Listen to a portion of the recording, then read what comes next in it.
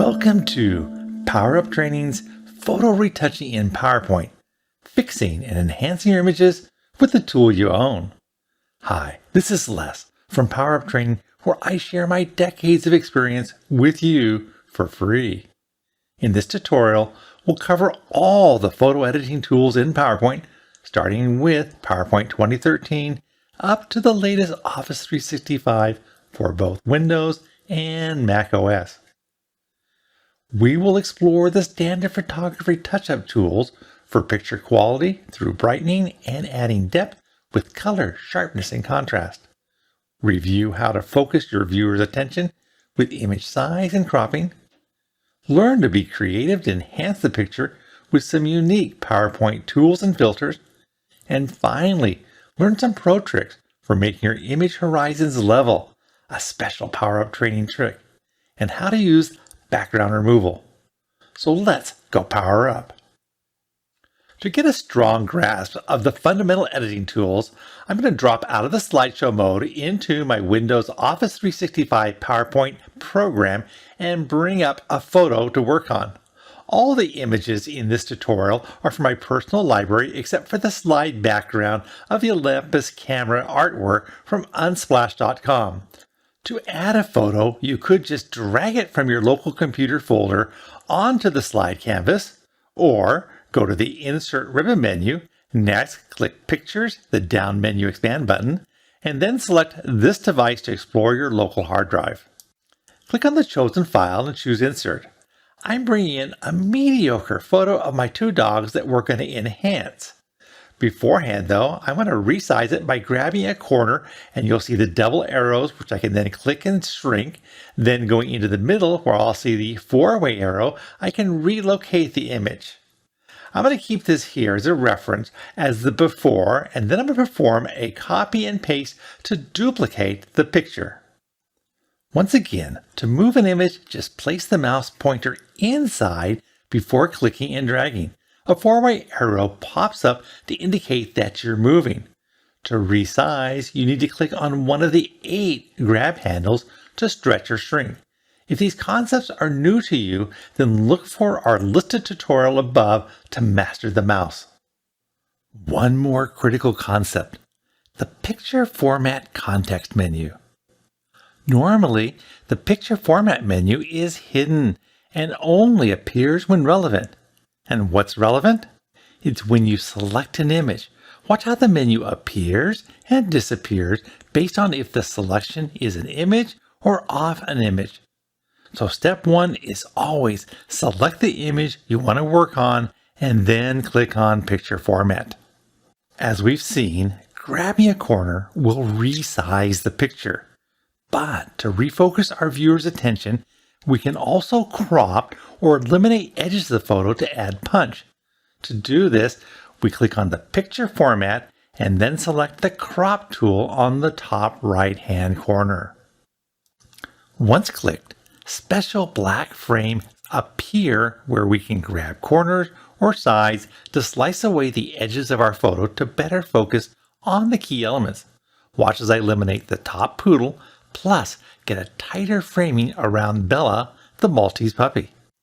And when finished, click either outside the crop area or click the Crop Action menu icon again to complete the removal. Next, we can now move it around and resize the image to make it jump out. Now, let's attempt to improve the image quality itself with brightness and contrast. For non-photographers, the concept of brightness and contrast as a combined modifier can be hard to wrap our heads around. Brightness is easy to understand. Here's our base image. On the left side, we have the brightness increased to a point where we cannot see the details of the white fur. It becomes completely washed out in whiteness. But make it too dark, and all the colors seem to disappear uniformly. Compared to the contrast tool, the first image is a low contrast, while the differences between the highest and lowest colors are minimized, creating a more flat look. With a higher contrast setting, we have just widened the spread between the brightest and darkest portions of the image. Look at the differences of the brown wood deck. When we maximize the contrast, you see the details between the brown and the light brown, so contrast will add punch. Even with these differences explained, it becomes more complex when changing both brightness and contrast together. Fortunately, PowerPoint has a slick technique to give the non-photographer a way to work with these two seemingly competing controls in unison. With the photo selected and the picture format menu invoked, we can click on Corrections and see a grid layout of both brightness and contrast. The cool part is that we get a visual example of the interaction of increasing and decreasing either brightness or contrast. Smack in the middle is our original photo with no changes, but go left or right to change the brightness, up and down to change the contrast. As you move your mouse pointer and it hovers over the settings, you can see the amount of change, and also the target image is previewing the change. This way you can let your eyes tell you what looks best and then click. For Bella the puppy, just increasing the contrast by 20% and not changing the brightness works best for my eyes. Sharpening and blurring. Use the same correction tool and we can easily preview the blurring or sharpening of the image. Blur may give a dreamier effect or soften wrinkles on a personal portrait, while sharpen will bring out details such as the individual strands of fur on Bella. As always, you should be careful about going overboard with extremes. In full screen slideshow mode, let's compare. The cropping and resizing eliminated the distraction of the second puppy and brought Bella up close and personal. Adding a touch of extra contrast and sharpening emphasized her hair and the texture of the deck without totally losing the pure whiteness of the dog's body. So, we see that we can improve an image. But what if we start with a poor quality image? Let me duplicate this image. This time with a shortcut key of Ctrl-D for duplicate. I'm going to move it and resize it. Working with brightness and contrast, I can start at the extreme lowest for both, and it looks like mud. But if I start to brighten it up, I lose more and more of the image to a whiteout. So by hovering my mouse around, I finally find that lowering the brightness by 20% and raising the contrast by 40% gives me an improved image. Not great, but it's improved. Let's try a new tool, saturation. This will increase the color vividness, and we can see if that helps. While going and removing all the colors to just a black and white may work for this antique car, the going the opposite direction makes the colors jump out like a psychedelic trip of unnatural colors. So let me just bump up the saturation by 1 notch. Still, the grass does look pretty fake. PowerPoint can only do so much. However, there are other tools, such as Adobe's Industrial Strength Lightroom, that can pull out more depths and colors. Here's the exact same photo that I worked on in Lightroom. The orange paint jumps out more. The fenders are darker black.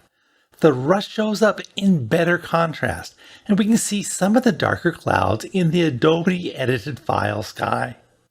The lesson? PowerPoint can help an okay picture, but it cannot salvage one that is too extreme. Let's look at what PowerPoint can do well. Recolor an image to match a mood or create a stylistic look.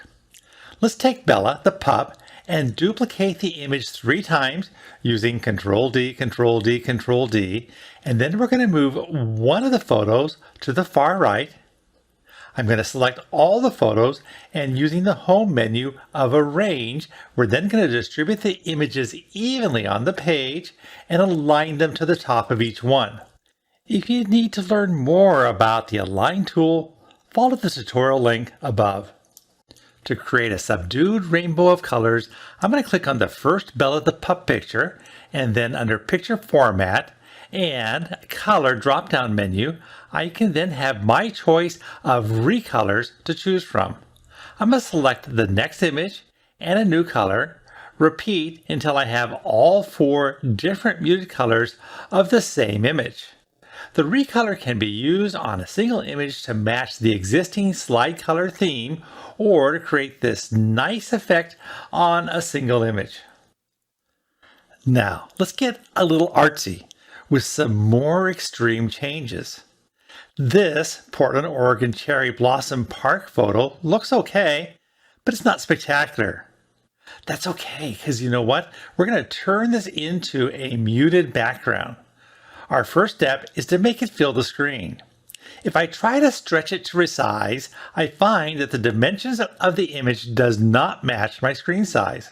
So I need to use the crop tool and select an aspect ratio of 16:9 to match. Once selected, I can now drag one corner to the top right and the other corner to the bottom left to fill up the screen. Note that I am going to lose a sliver of the top and bottom of the photo to make it fit proportionally. When lined up, I need to go back to the crop menu command and choose Fill to have it fill the crop mark spaces. If you want to learn more about cropping your photos, see the above tutorial. The next step is to make the image just a bit more pleasing by exploring our brightness and contrast choices. I'm going to choose 20% brighter and 20% more contrast to make it look just a little better. Now to the fun part. To make this a useful background image, we will explore the artistic effects. This is a collection of 20 plus filters to turn our image into pencil drawings, pastel paintings, through a glass window. Hover your mouse over the image to see the special effects changes on your photos. Note that on slower computers, you do have to be patient for PowerPoint to repaint the screen preview. I've selected the glass effect to give it a more abstract look. Now, I need to send the photo to the background by clicking on the image, and then I'm going to choose the downward arrow on Send Backwards to bring our text boxes on top. See our tutorial on object layers listed above. And we're getting close. But the black text does get lost. We could change the image, or I could use the new tool of transparency. With the image selected, we can then make it fade more into the background by increasing the transparency. I'm going to choose 65% to get the image to melt into the background and our text titled Jumping Out. And there you have it, a new and unique background. Note that I use this exact same technique to create a tutorial themed background of the camera seen here. So, on to our last complex project where we look at 2 more tools of lighting and fixing a tilted horizon. This Pacific Ocean image is a sunset on the Oregon coast. The exposure, color, and angle are all wrong. But PowerPoint to the rescue. So that we can see the before and after, I'm going to duplicate it and resize the image that we're going to be working on. Starting with brightness and contrast, I'm going to hover my mouse over some of the selections, and eventually it looks like a 20% higher brightness and 20% higher contrast will make this look much better. See how the railing texture looks cleaner and the haystack rock in the background is darker and more structured. Next, we can try the saturation tool that has worked in the past. But if I increase the color saturation, look at the waves in the middle. They just don't match. So let's switch to a new tool of Color Tone. Color Tone will make an image cooler, more blue, or warmer, more golden yellow. And in our case, the golden temperature color of 11,200 Kelvin degrees makes this image look glowing without messing with the colors of the waves. So the image now has a great look. But the horizon is tilting. It's surprising that the glass isn't sliding down the railing.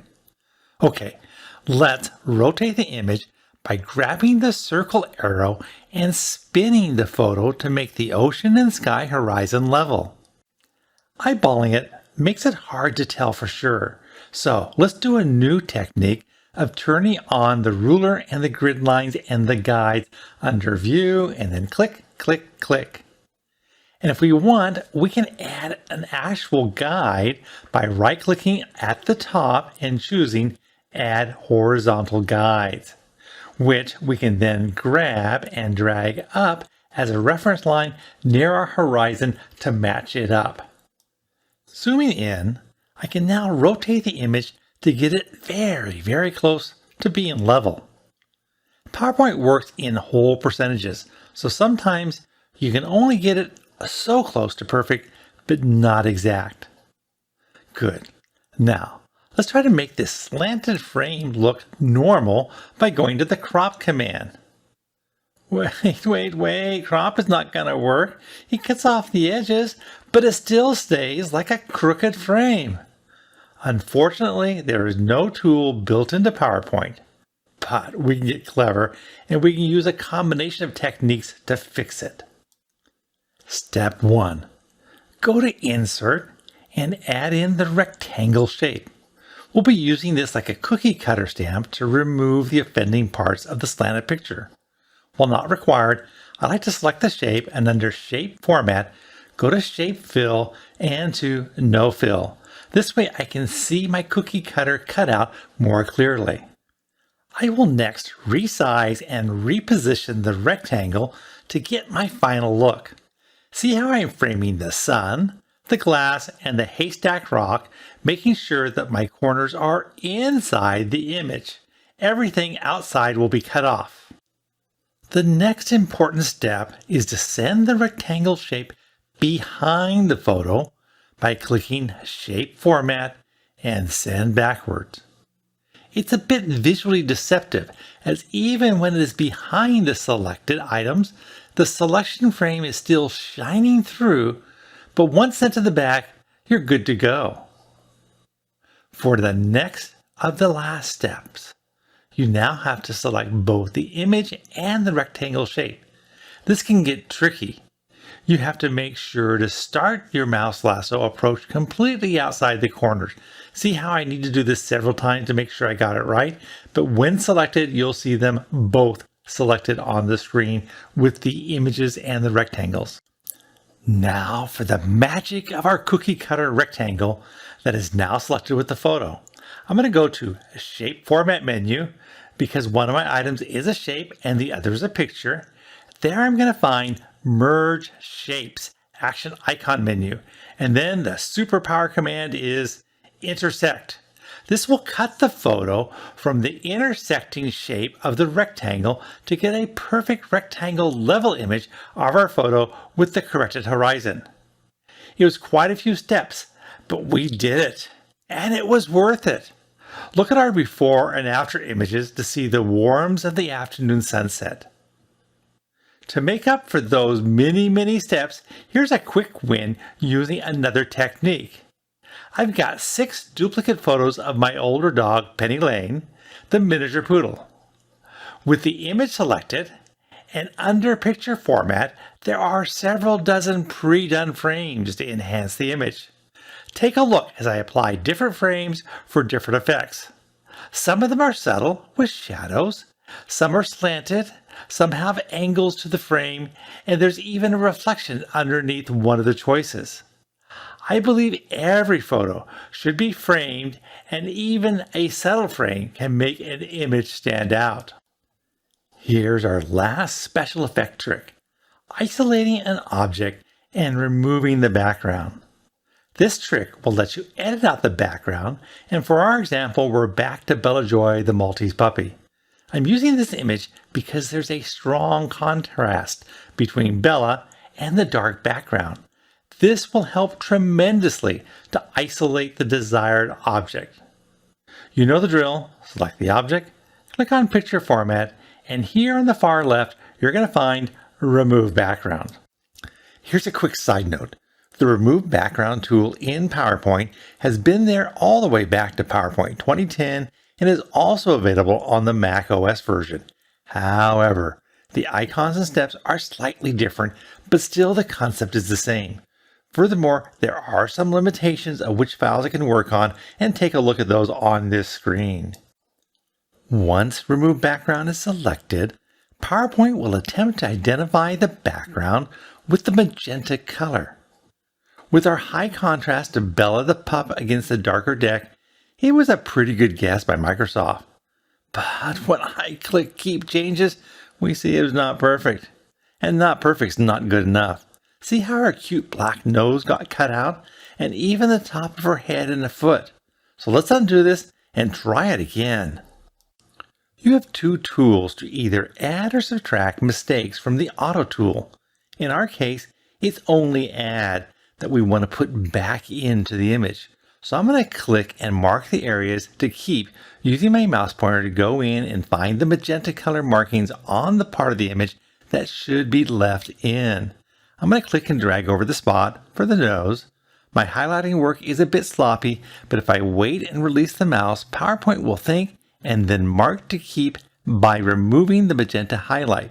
I'm going to do the same for the top of the head and then again for the foot, each time pausing to wait for PowerPoint to make the update. In reality, it's just a click in the area. You don't really have to drag your mouse over. And if you save your changes and find more issues, you do not need to undo, but just go back and remove background, and PowerPoint will remember the last changes and let you do additional fixes such as her ear and her mouth. I'm satisfied with these results. So I'm going to copy Bella the pup and go to the next slide where I will paste the dog in with the sheep. I'm going to now reposition the cutout and size her down. But there's one last issue. She's looking the wrong direction. A simple fix as we can rotate the image. Actually, not rotate like we did the ocean horizon earlier, but instead we're going to use the rotate action icon to flip horizontal so the dog is a mirror image of its original orientation. Yes, there are other, more sophisticated background removal tools, but PowerPoint does an adequate job because it is the tool you own. There you have it, the complete tutorial on photo retouching in PowerPoint. If you found this useful, do like it and share it with your friends and coworkers. Please subscribe to encourage me to make more free tutorials for you.